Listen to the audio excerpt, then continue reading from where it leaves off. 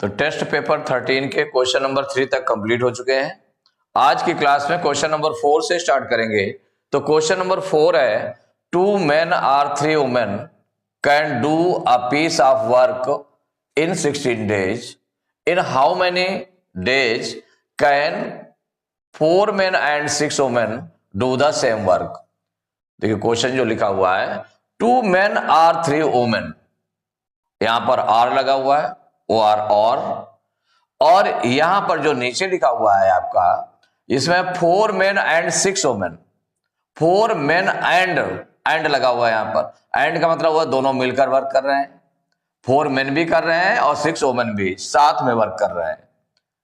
और यहां पर और का मतलब हुआ कि 2 men काम करते हैं या 3 women, दोनों में से कोई भी किया करें। अगर 2 men वर्क करेंगे किसी वर्क को तो 16 डेज में कर लेते हैं, या फिर मेन को हटा दें, 3 women अकेले वर्क करें तो वो 16 डेज में वर्क कर लेंगे। तो यहां 2 men और 3 women, माने इनमें दोनों में से कोई, जितनी एफिशिएंसी 2 men की है उतनी ही एफिशिएंसी 3 women की है। जितना वर्क 2 men करेंगे उतना 3 women वर्क करती है। इसका मतलब 2 men इक्वल टू 3 women, ये आपका निकल आया है। ये है आर का मतलब। एंड का मतलब हो गया कि दोनों मिलकर वर्क कर रहे हैं, 4 men and 6 women कर रहे हैं। तो यहां पर 2 men इक्वल टू 3 women, माने इससे आपका मिला, आर से मिला कि 2 men का जो वर्क होगा, the work of 2 men equal to the work of 3 women, इसके इक्वल हो जाएगा। तो मैन और वुमेन का रिलेशन कि 1 मैन कितने वुमेन्स के इक्वल होगा, वुमेन के इक्वल होगा, क्योंकि यहां पर जो दोनों मिलकर कर रहे हैं इनको किसी एक यूनिट में रखना पड़ेगा। माने या तो मेन में दोनों को रख ले या फिर वुमेन में रख ले। तो जैसे मेन को सपोज करिए हमें वुमेन में चेंज करना है, तो 1 मैन कितने के इक्वल हो जाएगा। जब 1 मैन जितने के हो जाएगा तो 4 मैन से निकाल लेंगे कितने वुमेन्स है, वुमेन है, तो वुमेन में चेंज कर लेंगे, तो वुमेन में इसको भी चेंज कर लेंगे मैन को, और 6 ये वुमेन और हो जाएंगी तो दोनों को प्लस कर लेंगे, तो जितनी टोटल वुमेन हो जाएंगी वर्क करने के लिए वो हो जाएंगे। तो एक यूनिट में रखना पड़ेगा। तो यहां जब सॉल्व करेंगे तो देखिए जो 2 men और 3 women ये दिया हुआ ना, तो इसका मतलब the work of 2 men, the work of, इससे क्या क्लियर है कि आर लगा हुआ है, इसका मतलब the work of 2 men equal the work of 2 women, 3 women, the work of 3 women। इससे ये क्लियर हुआ कि जो जितना वर्क 2 men करते हैं उतना ही वर्क कितने करेंगे, वर्क ऑफ 3 women, 3 women। तो इसका मतलब 2 men इक्वल टू 3 women, इससे ही अर्थ हुआ। तो 1 man इक्वल टू कितना हो जाएगा भाई, 2 से है तो 1 man इक्वल टू 3/2, इतने वुमेन के इक्वल हो जाएगा।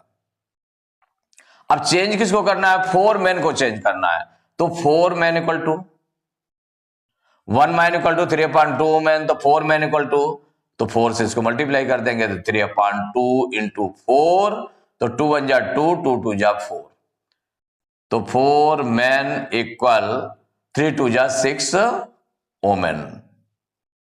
कितना हो जाएगा, 3 2 जा 6 वुमेन। जब ये चेंज हो गया तो इसका मतलब ये निकाल लें कि ये दोनों मिलकर कर रहे हैं, तो इनको हम एक यूनिट में चेंज करने के लिए 4 men एंड 6 women, ये दोनों मिलकर के कितने हो जाएंगे, तो 4 men में कितने निकले, 6 women, क्योंकि हम इसको वुमेन में चेंज कर रहे हैं, तो 6 women ये हो गए, और 6 women ये एंड मिलाकर के ये और हैं, तो प्लस 6 women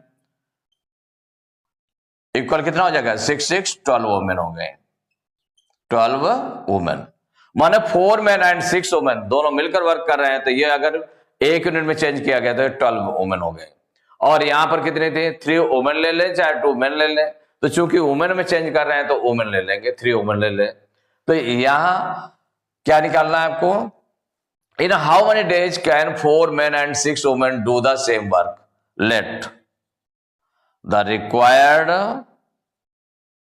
माने कितने डेज में करेंगे, तो let the required days be X, ऐसे लिख दे। या आप लिख सकते थे let 4 men and 6 women do the same work in X days, ऐसे भी लेट कर सकते थे। Let the required days be X, ये लेट कर लिया। अब देखिए यहां पर 2 हेड्स हो गए, एक हो गया वुमेन, दूसरा हो गया डेज। वर्क सेम है, वर्क पूरा सेम है, तो जब स्टार्टिंग में देख लें मैन को नहीं रखना है, वुमेन को रखेंगे, तो 3 वुमेन, 3 वुमेन है, और कितने डेज में वर्क करते हैं, 16 डेज में। अब जो 4 men एंड 6 वुमेन, इनको कन्वर्ट करके कितना किया गया, 12 वुमेन, तो 12 वुमेन कितने डेज में वर्क कंप्लीट करेंगी, तो वो हो गया एक्स, कितना, एक्स डेज। रिक्वायर्ड डेज कितना है, एक्स है। अब इसमें हमने एरो लगा लिया जिधर को एक्स था। इसमें ये ध्यान रखते हैं कि ये सेटल करना पड़ता है आपको कि हम एरो किधर को लगाएंगे। तो सपोज करिए जिधर एक्स आपने लेट किया है उधर की ओर एरो लगा लिया, एक एरो लग गया। अब दूसरा जो एरो लगेगा वो उसके अकॉर्डिंग लगेगा कि देखना पड़ेगा इसमें क्या, कि 3 वुमेन किसी एक वर्क को, माने एक वर्क जो निश्चित है 16 डेज में करती है, तो 12 वुमेन ज्यादा डेज में करेंगी कि कम डेज में, उसी वर्क को अगर 12 वुमेन है तो ज्यादा डेज में करेंगी कि कम डेज में। तो देखिए 12 वुमेन, जब वुमेन ज्यादा हो जाएंगी तो वर्क जल्दी खत्म हो जाएगा, इसका मतलब कम डेज में करेंगी। तो मोर वुमेन लेस डेज, क्या है, मोर वुमेन लेस डेज। तो ये कैसा हो गया, अपोजिट हो गया, माने इसका क्या हो जाएगा, इनवर्स प्रोपोर्शन हो जाएगा, इनवर्स प्रोपोर्शन हो जाएगा या इनवर्स वेरिएशन हो जाएगा। तो जैसा ये एरो लगा है इसका उल्टा हो जाएगा। इसमें कैसा है कि ये जो आपका है मोर वुमेन, इससे आपका क्या क्लियर हुआ, मोर वुमेन, अगर ज्यादा वुमेन होंगे more women less days, less days. अगर ज्यादा वुमेन होंगी तो लेस डेज होंगे, कम वुमेन होंगी तो मोर डेज हो जाएंगे, माने उसका अपोजिट है, मोर के साथ लेस या लेस के साथ मोर, तो वहां पर ये क्या हो जाएगा, इनवर्स वेरिएशन, इनवर्स, ये वेरिएशन इनवर्स वेरिएशन है। इसीलिए आपने इसका जो एरो लगाया उल्टा लगाया है, एक इधर को लगाया तो दूसरा इधर लगाया, एक दूसरे के उल्टा है। अब इसको रखने के लिए देखिए कैसे रखें, कैसे, अब यहां से सपोज करिए इसको जिधर एरो लगा हुआ है, एक्स जिधर लेट किया है, इसको हम ऊपर लिख लें एक्स अपॉन 16,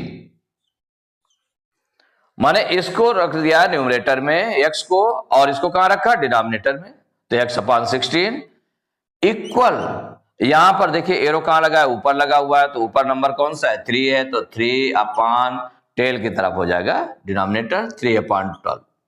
ये आपकी इक्वेशन बन गई। अब एक्स की वैल्यू निकालने तो 16 को उधर ट्रांसपोज करेंगे, तो एक्स की वैल्यू निकालने के लिए क्या करेंगे, 16 को उधर ट्रांसपोज करेंगे तो मल्टीप्लाई में चला जाएगा, तो इक्वल हो जाएगा 3 अपॉन 12 इंटू 16। अब 3 से डिवाइड हो जाएगा तो 3 1 जा 3, 3 4 जा 12, 4 से 16 डिवाइड हो जाएगा तो 4 1 जा 4, 4 4 जा 16, तो क्या आ गया, एक्स इक्वल टू आ गया 4, एक्स क्या आ गया 4, और ये चूंकि डेज था तो 4 डेज।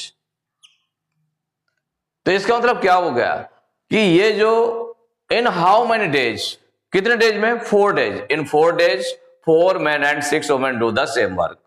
तो आंसर ये आपका हो जाएगा इन 4 डेज, ये आंसर हो गया आपका 4 days 4 men and 6 women do the same work, do the same work, ये आंसर हो गया।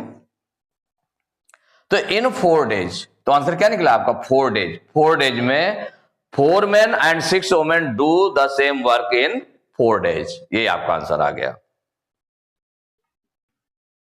Question number 5, a pipe can fill a cistern in 9 hours. Due to leak in its bottom, the cistern fills up in 10 hours.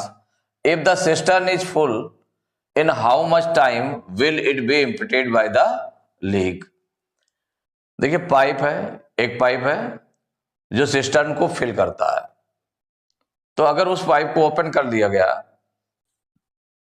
तो वो cistern को 9 hours में fill कर देता है। ड्यू टू लीक माने, लेकिन इसके बॉटम में जो है लीकेज है। क्या है? लीकेज, जिससे पानी रिस रहा है, बह रहा है पानी। तो due to leak in its bottom the cistern fills up in 10 hours.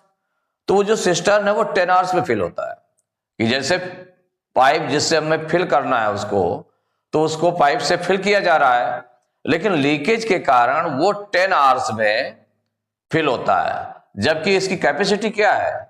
माने जो पाइप है, पाइप 9 आवर्स में उसको, जो सिस्टर्न है उसको पूरा फिल कर सकता है, पूरा फिल कर सकता है, लेकिन लीकेज के कारण वो 10 आवर्स में फिल कर पा रहा है। तो if the cistern is full, अगर सिस्टर्न फुल है, पूरा भरा हुआ है, तो इन how much time will it B emptied bye the leak, कि वो लीकेज के थ्रू कितनी देर में खाली हो जाएगा। केवल लीकेज वाला कितनी देर में, लीक जो है कितनी देर में खाली कर देगा उसको। तो इसमें देखें जो दिया है, a pipe can fill a cistern in 9 hours, माने 9 आवर्स में वो फिल कर देता है। A pipe can fill a cistern in 9 hours. और ड्यू टू लीकेज, किसके कारण से? Due to leakage, due to leakage the cistern fills up in 10 hours. माने लीकेज के कारण वो 10 आवर्स में फिल होता है। तो कहा गया if the cistern is full in how much time will it B emptied by the leakage, माने लीकेज के थ्रू कितनी देर में एम्प्टी होगा। तो यहां पर जो इसका 1 आवर वर्क है, पाइप का 1 आवर वर्क निकाल लें, और due to leakage the cistern fills up in 10 hours. तो इसका मतलब क्या हुआ? पाइप्स क्या निकालेंगे? Pipes 1 hour work. तो पाइप्स 1 आवर वर्क हो गया 1/9, 9 आवर्स में फिल करता है, तो इसका मतलब 1/9 वर्क करता है 1 आवर में। और पाइप जो due to leakage the cistern fills up in 10 hours, माने कौन? पाइप फिल करने वाला तो पाइप ही है। लीकेज के कारण क्या है कि वो लीक भी हो रहा है पानी। तो ड्यू टू लीकेज मीन्स क्या हो गया? पाइप्स, जो पाइप है, पाइप प्लस लीकेज, जो लीकेज है, लीक है उसमें, लीकेज 1 आवर वर्क, इसको निकाल लें। ये 10 आवर्स लगाता है, माने लीकेज, पानी बह भी रहा है, निकल भी रहा है उससे, और पाइप फिल भी कर रहा है, तो उसका 1 आवर वर्क कितना हो जाएगा? तो उसके कारण वो 10 आवर्स में फिल करता है। तो इसका मतलब है 1 आवर वर्क कितना हो जाएगा? 1/10, इसका रेसिप्रोकल हो जाएगा, इतना वर्क करेगा। तो पाइप प्लस लीकेज, लीकेज में पानी बहता भी, निकलता भी है, निकलता भी पानी है। तो इसके अंदर जो पाइप फिल करेगा ये 1 आवर वर्क ज्यादा होगा और ये 1 आवर वर्क कम है। तो लीकेज के कारण कितना है? Leakage 1 hour work, leakage 1 hour work देखिए लीकेज से 1 आवर वर्क कितना हो जाएगा, 1/9 में से 1/10 को माइनस करेंगे। क्या करेंगे भाई, इसमें पाइप केवल फिल कर रहा है, केवल फिल कर रहा है, तो वो 9 आवर्स में फिल करता है, तो उसका 1 आवर वर्क कितना हो जाएगा, 1/9 हो जाएगा। तो 1/9 से इसमें पाइप और प्लस लीकेज, लीकेज का भी है, तो पाइप प्लस लीकेज है, तो 1/9 में से इसको माइनस कर देंगे, क्योंकि उसमें 10 आवर्स लगते हैं, तो 1 आवर वर्क कितना हो गया उसका, 1/10 हो गया। तो 1/9 में से 1/10 माइनस कर देंगे, तो जितना लीकेज का हो जाएगा 1 आवर वर्क वो निकल आएगा। तो इक्वल 9 और 10 को प्राइम नंबर्स हैं, तो इसका एलसीएम क्या हो जाएगा, इन दोनों का मल्टीप्लाई, तो 9 10 जा 90। अब 9 से 90 को डिवाइड करेंगे, 9 10 जा 90, 10 टाइम्स, 10 1 जा 10, माइनस 10 से 90 को डिवाइड करेंगे तो 10 9 जा 90, 9 टाइम्स, 9 1 जा 9, तो 10 में से 9 माइनस करेंगे तो कितना आ जाएगा, 1/90। माने लीकेज 1 आवर वर्क हो गया, 1/90 हो गया।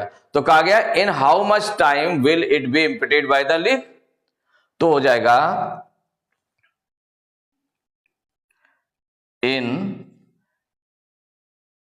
कितने आवर्स, तो the cistern, the full cistern be emptied, the full cistern